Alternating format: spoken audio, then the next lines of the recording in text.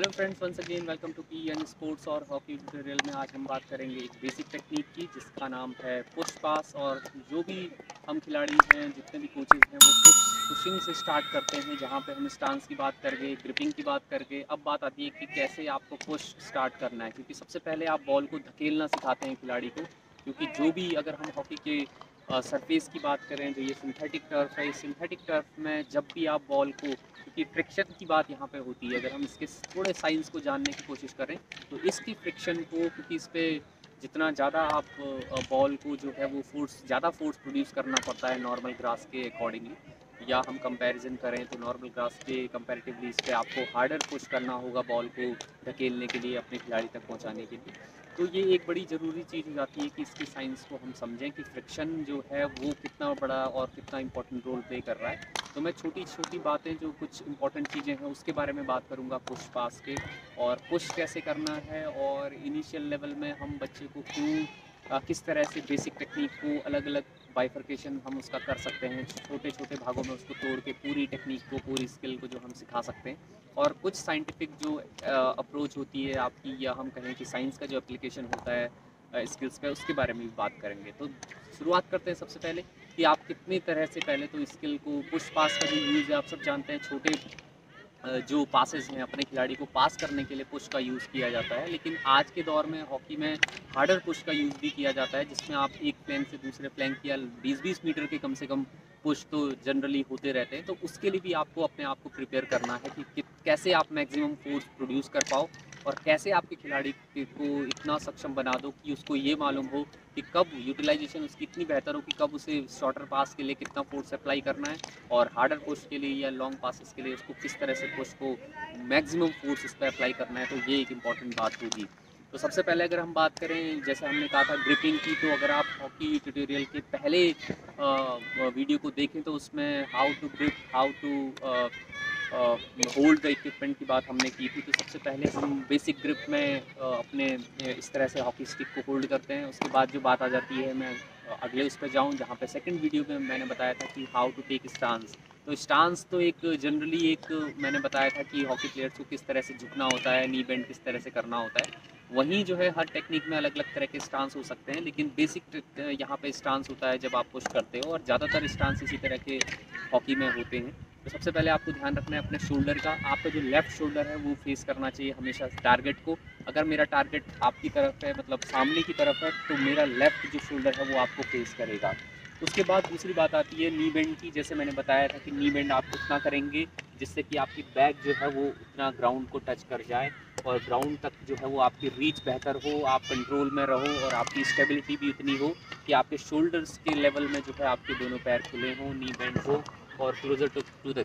Ground आप जाने में सक्षम हो पाओ। उसके बाद बात आती है कि बॉल पोजीशन जो है वो आपकी टो के सामने, मतलब राइट फुट जो है राइट फुट के सामने होगी। अब कई तरह के, क्योंकि जब एडवांसमेंट की बात आती है या हम मैच कंडीशन की बात करते हैं, तो कई बार ऐसा हो सकता है कि जो बॉल है वो हमेशा राइट फुट के सामने ना रहे। लेकिन उसके बावजूद कई बार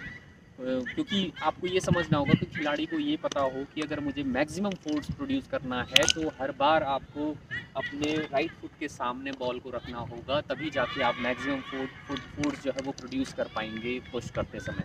तो ये बात हो जाती है स्टांस की। उसके बाद बात आ जाती है बॉल पोजीशन की। अब बॉल पोजीशन के बाद आपको स्टिक को किस तरह से उसके पीछे, स्टिक के पीछे आपको बॉल को, स्टिक को बॉल के पीछे, सॉरी, स्टिक को प्लेस करना होता है। और जो स्टिक का अगर आप देखें तो ये हिटिंग एरिया जो है, ये हिटिंग एरिया आपका जो है वो टच करना चाहिए बॉल के ठीक पीछे से। अगर बॉल को आप इस तरह से जो है वो बिहाइंड द बॉल अगर आपका स्टिक होगा तो बेहतर जो है वो आप पुश कर पाएंगे कंट्रोल में। अब इम्पॉर्टेंट ये होती है फेस ऑफ द स्टिक कैसा होगा। आपको ध्यान रखना है कि फेस ऑफ द स्टिक हमेशा डाउनवर्ड होगा। अगर वो अपवर्ड होगा तो जो है वहाँ पे आपका जो बॉल है वो टुवर्ड्स द ग्राउंड जो है वो अलॉन्ग द ग्राउंड जो है वो पुश नहीं हो पाएगा, पास आप नहीं कर पाएंगे, बल्कि वो लिफ्ट हो सकती है, या और भी तरह की इश्यूज़ हो सकते हैं। उस स्किल को प्रॉपर तरीके से करने में आप हो सकता है चूक जाओ। तो इम्पॉर्टेंट चीज़ ये है कि आपका जो स्टिक का फेस है वो डाउनवर्ड होना चाहिए, वो थोड़ा सा, और बिहाइंड द बॉल होना चाहिए। उसके बाद तीसरी बात जो आ जाती है, जिसमें आप बॉल को रिलीज़ करने की बात करते हो, तो रिलीज़ करने में मतलब हम एग्जीक्यूशन की बात जो हम कर रहे हैं, तो एग्जीक्यूशन की चीज़ों को हम 2 भागों में या 3 भागों में बांट सकते हैं। पहला भाग अगर हम इसका देखें तो उसमें होता है कि आप जो अपना मैक्सिमम, क्योंकि बॉडी जो मास है या हम जिसको वेट कह देते हैं ग्रेविटेशन के साथ जोड़कर, तो वहाँ पे मास का यूज़ आप अपना बॉडी मास का यूज़ कैसे करोगे, क्योंकि अल्टीमेटली आपकी मसल्स को ही फोर्स प्रोड्यूस करने में आपको हेल्प करना होता है। तो वहाँ पे साइंस ये कहती है कि जब आप पुश करेंगे, मतलब आपका जो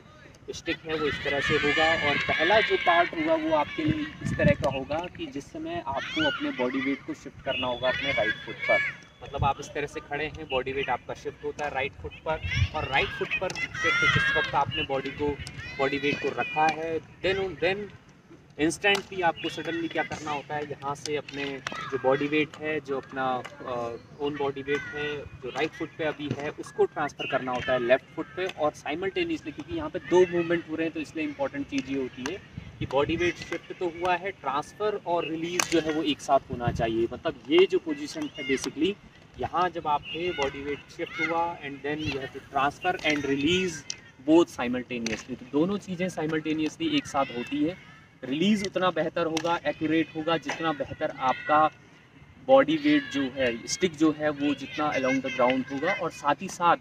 जब आप बॉल को रिलीज़ कर दोगे, बॉल जब तक रिलीज़ नहीं हो जाता तब तक अपने आप को, स्टिक को आपको बॉल के साथ लगे रहने देना है। जितना बॉल आपकी स्टिक के साथ रहेगा उतने देर तक आपकी एक्यूरेसी जो है वो बनी रहेगी। अगर हम इस एंगल से देखें तो इस तरह से आप अगर खड़े हैं जहाँ पे बॉल ये इस तरह से रहती है, आपने बॉडी वेट को शिफ्ट किया, ट्रांसफ़र किया एंड देन रिलीज़, और जो बॉडी वेट ट्रांसफ़र है वो दोनों एक साथ होता है, और आपका जो फेस है स्टिक का वो रिलीजिंग के बाद जो है वो टूवर्ड्स द टारगेट जो है वो फेस करना चाहिए। तो ये भी आपको बात ध्यान रखनी होगी। अब बात आती है लास्ट जो फेज़ रह जाता है आपकी स्किल का, वो होता है फॉलो थ्रू। फॉलो थ्रू हम जनरली हम बात करते हैं कि इंजरी से आपको बचना है, या कोचेस भी कहते हैं कि नेक्स्ट जो लेवल है या नेक्स्ट जो मूवमेंट है